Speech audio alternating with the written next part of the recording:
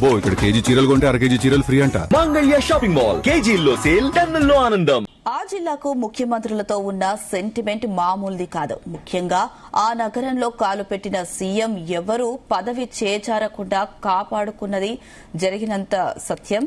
అయితే కొంతమంది సీఎంలు సెంటిమెంట్ ను లెక్క చేయకుండా శంకుస్థాపనలు, ప్రారంభోత్సవాలు చేశారు. అయితే ఇలా అభివృద్ది కార్యక్రమాలలో పాల్గొన్నారో లేదో అలా పదవి పోగొట్టుకుంటున్నారు.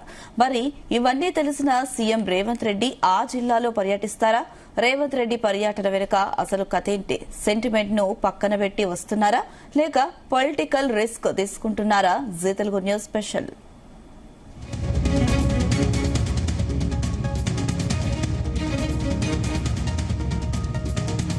రాజధాని హైదరాబాద్ కు కూతవేటు దూరంలో ఉండే కీలక జిల్లా కేంద్రం. కానీ ఈ గడ్డపై కాలు పెట్టాలంటే ఏ ముఖ్యమంత్రికైనా అడుగు ముందుకు పడదు. ఉమ్మడి రాష్ట్ర చరిత్ర నుంచి మొన్నటి తెలంగాణ దాకా సంగారెడ్డికి సీఎంల పదవులకు ఉన్న ఈ సెంటిమెంట్ అనుబంధం అలాంటిది. ఈ నగరంలో అడుగుపెట్టి అభివృద్ది కార్యక్రమాలు చేపట్టిన ఏ సీఎం కూడా ఎక్కువ కాలం ఆ కుర్చీలో కొనసాగలేకపోయారనేది రాజకీయ విశ్లేషకులు చెప్పే నగ్న సత్యం.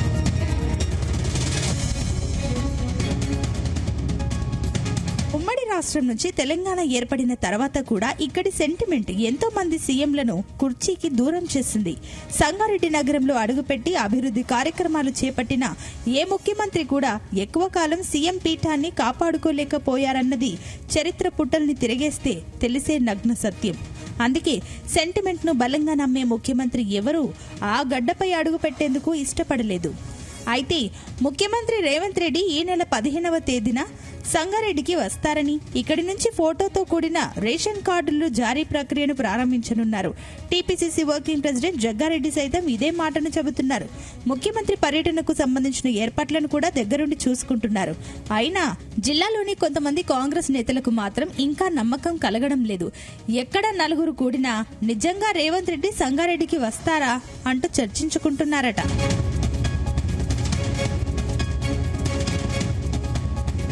గతంలో టీడీపీ హయాంలో అప్పటి CM Chandrababu Sangareddy MRO office ను తనిఖీ చేసిన కొద్ది రోజులకే పవర్ కోల్పోయారు. ఇక 2005లో అప్పటి సీఎం వైఎస్ రాజశేఖర రెడ్డి ప్రతిష్టాత్మకంగా సంగారెడ్డి కలెక్టరేట్ కు శంకుస్థాపన చేశారు. అయితే ప్రారంభోత్సవ సమయానికి వైఎస్ఆర్ లేరు. ఆ తర్వాత వచ్చిన సీఎం కె రోషయ్య 2010 నవంబర్ 18న ఆ కలెక్టరేట్ ను ప్రారంభించగా ఆ విచిత్రమో ఏమో కానీ వారం రోజుల్లోనే ఆయన పీఠం దిగిపోవాల్సి వచ్చింది. దీంతో తెలంగాణ తొలి సీఎం కేసీఆర్ తన ఫస్ట్ టర్మ్ లో సంగారెడ్డి వైపే చూడలేదు. సెకండ్ టర్మ్ ఎన్నికల టైంలో తారా కాలేజీ గ్రౌండ్స్ లో ప్రచారానికి వచ్చారో లేదు అధికారమే చేజారిపోయింది.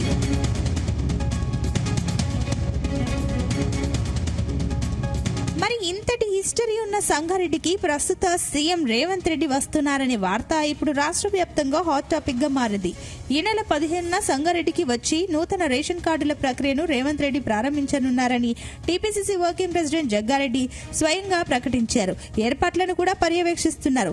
సీఎం అయిన తర్వాత రేవంత్ రెడ్డి కేవలం జగ్గారెడ్డి కుమార్తె నిశ్చితార్థానికి మాత్రమే సంగారెడ్డికి వచ్చి వెళ్లారు కానీ ప్రభుత్వ పరంగా ఏ కార్యక్రమానికి రాలేదు. దీంతో ఇప్పుడు ఈ పర్యటన పైన సొంత పార్టీ నేతల్లోనే ఆందోళన, ఆసక్తి చెలరేగుతోంది.